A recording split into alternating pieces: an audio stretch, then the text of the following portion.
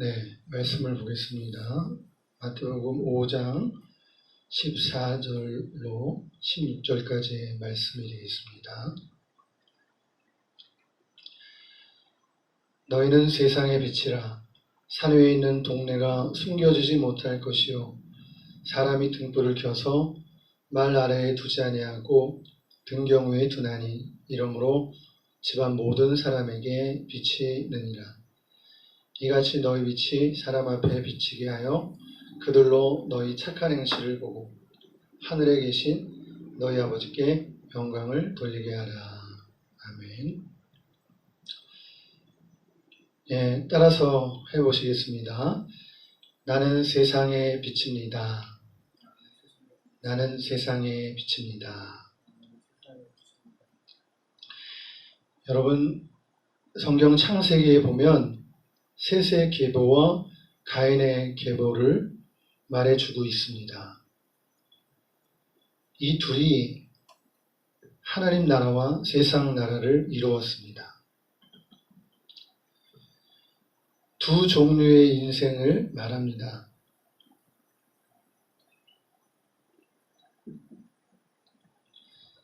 우리가 성경을 통해서 보면 이 두 세력은 끊임없이 다투고 경쟁합니다. 누가 이겼을까요? 언제나 셋의 자손들이 이겼습니다. 이게 기가 막힌 겁니다. 세상에는 싸움이 늘 있어 왔습니다. 그 싸움은 지금도 계속되고 있습니다. 예수님도 마귀와 세상 나라와 싸우셨습니다. 십자가에 죽으셨지만 최종으로 부활 승리하셨습니다. 내가 세상을 이겼노라 강하고 담대하라고 말씀하십니다. 그러므로 너희는 세상의 빛이라고 하시는 것입니다. 하나님과 함께하는 사람들, 하나님의 백성들, 하나님 나라의 백성들입니다. 하나님이 지켜주시고 함께해 주신 인생들입니다. 하나님 없이 산 세속주의 인생이 아닌 하나님과 동행한 복된 인생, 의미 있는 인생, 셋의 후손들을 말합니다. 아담 자손의 계보가 이러하니라. 하나님이 사람을 창조하실 때에 하나님의 형상대로 지으시되 남자와 여자를 창조하셨고 그들이 창조되던 날에 하나님이 그들에게 복을 주시고 그들의 이름을 사람이라 일컬으셨더라. 가인이 아벨을 돌로 쳐 죽인 후에 하나님은 아담에게 아벨 대신 셋을 주셨습니다. 하나님의 백성의 계보를 이어가게 하신 것입니다. 아벨을 죽이고 하나님을 떠난 가인을 통해서 그 계보를 잊게 하실 수는 없는 것입니다. 아담이 130세에 자기 모양, 곧 자기 형상과 같은 아들을 낳아 이름을 셋이라 하였고 셋은 105세에 에노스를 낳았고 여러분 아담은 130세에 자기 형상과 같은 아들을 낳았습니다. 자기 형상과 같은 아들은 아담이 하나님의 형상대로 지음을 받았기 때문에 하나님의 형상대로 지음을 받은 아들을 낳았다. 우리가 우선 그렇게 볼 수가 있는 것이죠.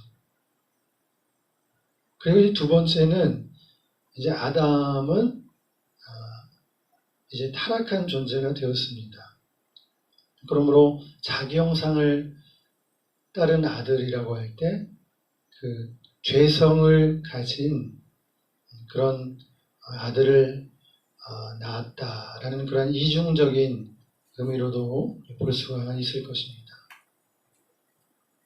그래서 셋은 105세에 에노스를 낳았고 또 에녹은 65세에 무두셀라를 낳았고 무두셀라를 낳은 후 300년 300년을 하나님과 동행하며 자녀들을 낳았으며 365세를 향수하였더라.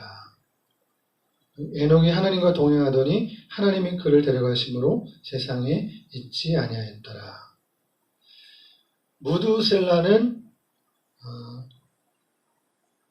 187세의 라멕을 낳았고 969세를 향수하고 죽었더라. 이렇게 되어 있습니다. 여러분, 셋의 후손들은 인간적으로 봤을 땐 대단한 업적을 보이지 않습니다. 하지만 하나님 보시기엔 화려한 업적을 남긴 가인의 후손보다 하나님과 함께한 셋의 후손이 중요합니다. 이들을 통해서 하나님의 나라를 이뤄가시기 때문입니다. 세상에서 사람들은 큰 꿈을 꾸라고 합니다. 꿈꾸는 대로 바라는 대로 이룰 수 있다며 힘을 내라고 합니다. 큰 업적을 낭비라고 합니다. 하지만 과연 그럴까요? 세상에서 꿈꾸고 노력하는 사람은 다 성공합니까? 그런 이상적인 곳이 세상입니까? 여러분, 셋의 후손과 가인의 후손 사이에서 하나님은 셋의 후손을 통해서 하나님 나라를 세워가십니다. 가인의 후손은 문명을 발전시켰지만 치명적인 것은 윤리적으로 영적으로 타락했습니다. 그러나 하나님은 이러한 것을 셋의 경건한 후손을 통해서 보존하고 이어가게 하셨습니다. 가인의 후손이란 하나님 없이 살았던 세속주의 인생, 세상 나라의 인생을 대표합니다.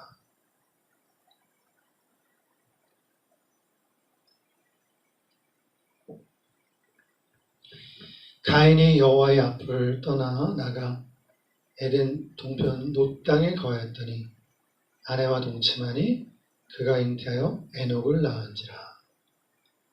가인이 성을 쌓고 그 아들의 이름으로 성을 이름하여 에녹이라 하였더라. 여기 보시게 되면 가인이 최초로 성을 쌓고 그 이름을 에녹성이라고 자기 아들의 이름을 갖다 붙입니다. 그 다음에 보면 라멕이 두 아내를 취하였으니 이렇게 나옵니다. 아다는 야발을 낳았으니 했는데 육축치는 자의 조상이 되었고, 그렇게 말하고 아우의 이름은 유발이니 수금과 퉁소를 잡는 자의 조상이 되었다. 그리고 신라는 두발가인을 낳았으니 동철로 각양 날카로운 기계를 만드는 자요. 이렇게 말씀하고 있습니다. 가인의 후손들은 목축, 경제, 음악, 금속, 기계, 세상 모든 문명의 조상이 되었습니다. 인간적으로 보면 남긴 것도 많고 화려하게 자신의 이름을 남겼습니다. 하지만 하나님 보시기엔 그 살아간 날들이 별 의미 없는 것들 뿐이었습니다. 일부 다쳐 전쟁과 살육, 하나님 없이 살았던 세속주의, 무신론 인생을 대표합니다. 업적과 자손만 계보에 나와 있을 뿐 하나님과 함께한 날과 일들은 기록되지 않았습니다. 그러나 셋의 후손들은 하나님 나라를 만들어가고 보존하고 이어갔습니다. 그런데 하나님 나라 백성들도 역사의 곳곳에서 크나큰 어려움에 봉착하게 됩니다. 하나님 나라 백성이 제 기능을 다하지 못하자 큰 어려움에 봉착합니다. 하나님 나라 백성답게 살지 못하자 어려움들이 찾아오는 것입니다. 우리는 북이스라엘과 남유다를 통해서 그 한 예를 봅니다. 하나님께서는 다윗의 나라를 세우셨습니다. 남북 통일 국가였습니다. 그런데 어떻게 되었습니까? 다윗이 죽고 솔로몬의 사후, 우상숭배로 말미암아 이스라엘은 북쪽과 남쪽으로 나뉘어졌습니다. 그리고 어떻게 됐습니까? 북이스라엘은 아합으로 대표되는 악한 왕조가 들어섰고 바알신을 믿고 여로보암의 길을 따랐습니다. 두로와 시돈의 딸 이세벨을 통해서 이교와 온갖 우상들을 가져왔습니다. 이러한 결혼 정책은 계속되어 아합과 이세벨 그리고 아달랴, 이 아달랴는 아합과 이세벨 사이에 난 딸이죠. 이 아달랴와 또 남유다의 여호사밧의 아들 여호람이 결혼을 해서 부부가 됩니다. 아달랴와 여호람이 결혼을 하는데 아달랴의 부모는 아합과 이세벨입니다. 여호람의 아버지가 여호사밧입니다. 그래서 이 둘이 정략 결혼을 해서 사돈 관계가 되는 것입니다. 그런데 그 결과 이 종교 혼합주의와 우상 숭배를 가져오게 되었습니다. 겉으로는 여호와 신앙이 있는지 모르지만 능력은 다 떠나고 실제로는 바알 신앙이 여호와 신앙을 대신한 겁니다. 어둠이 빛을 이기고 있던 그때 하나님의 종 엘리야 선지자가 나와서 바알과 아세라 선지자들과 대결해서 하나님 나라가 승리했습니다. 그 후 후계자 엘리사를 통해서도 마지막 이스라엘 나라의 등불이 되게 하셨습니다. 그러나 여로보암 때 예루살렘 성전에 가서 제사 드리지 못하도록 베델의 제단을 세우고 금송아지를 만들어서 이것이 너희 하나님이다 하며 거짓 제사를 지내온 것입니다.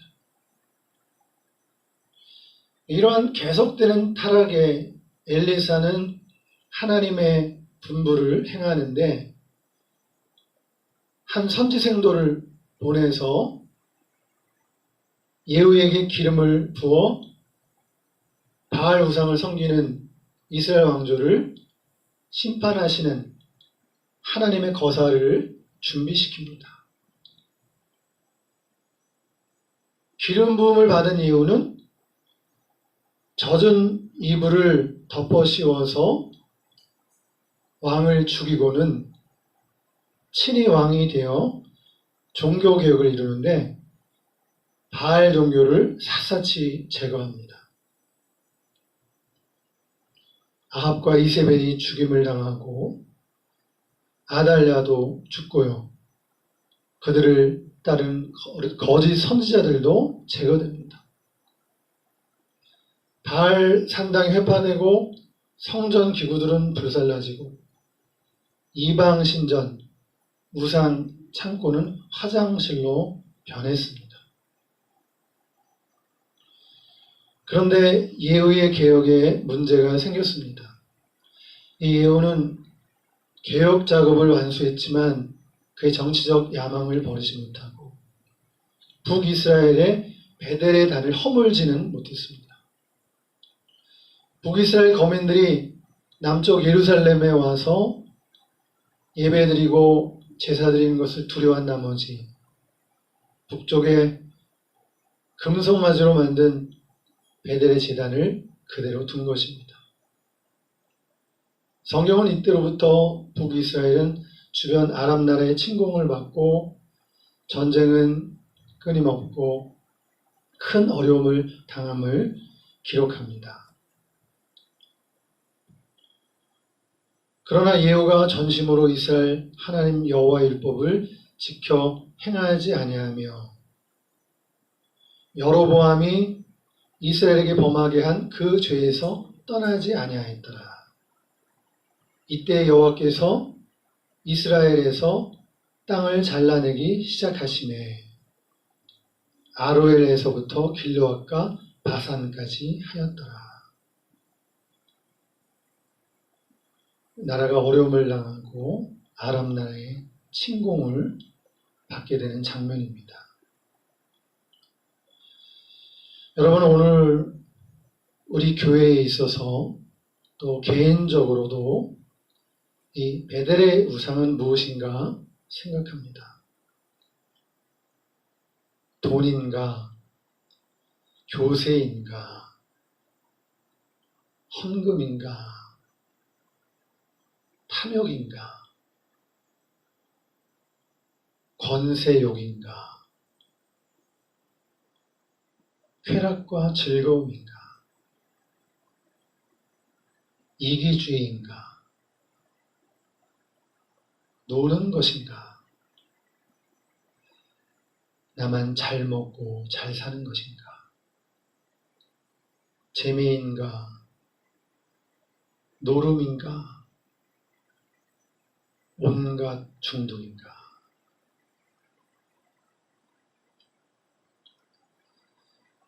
여기서 또 한 가지 생각할 부분이 있습니다. 사람들은 저마다 장점이 있고 단점도 있다 하겠습니다. 사람들은 장점이 발휘될 때는 좋지만 단점이 드러나서 큰 낭패를 당하게도 됩니다. 예후의 경우를 보겠습니다. 예후는 종교개혁을 1차적으로 성공했지만 베델 제단은 그의 손익계산법에 의해서 포기하지 못했습니다. 그것은 하나님을 향한 불신앙으로 하나님의 진노를 일으키는 일이었습니다. 하나님은 그의 장점을 사용하셨지만 그는 하나님의 손에 사로잡히지 않고 자기 의문대로 권력을 휘두르고 교만해져서 스스로의 위기에 봉착한 것입니다. 우리는 알아야 합니다. 하나님의 사람이라 할지라도 가지고 있는 성정과 기질에 따라 장점과 단점을 가지고 있는데요. 단점은 반드시 성령님의 도움을 받고 교정받아야 합니다. 여러분, 기질은 변하지 않습니다. 기질은 타고나는 것입니다. 기질의 장점을 하나님께서 사용하시나 기질은 또한 하나님의 성령에 의해 다스림을 꼭 받아야 합니다.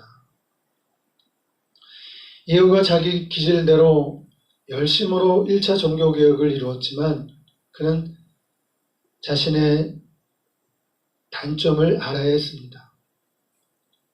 주변의 충고를 들을 줄 알고 공동체를 세울 줄 알아야 했고 무엇보다도 하나님의 음성을 듣고 겸손해야 했습니다.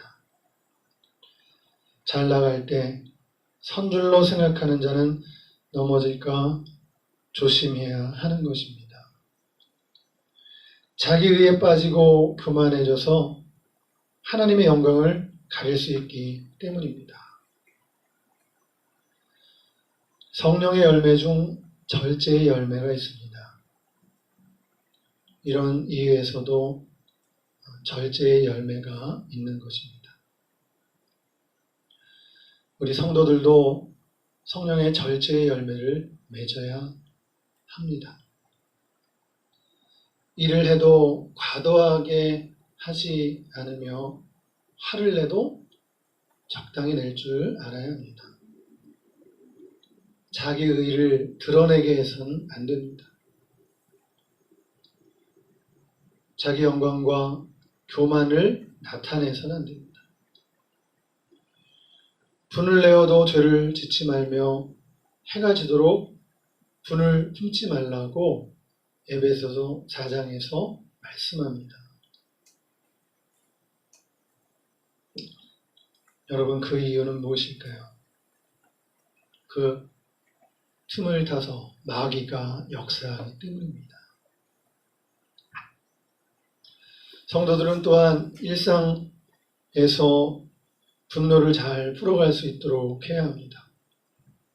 상사나 높은 사람들을 대하다 보면 억울한 일이 있을 수도 있고 부당한 대접을 받기도 할 것입니다.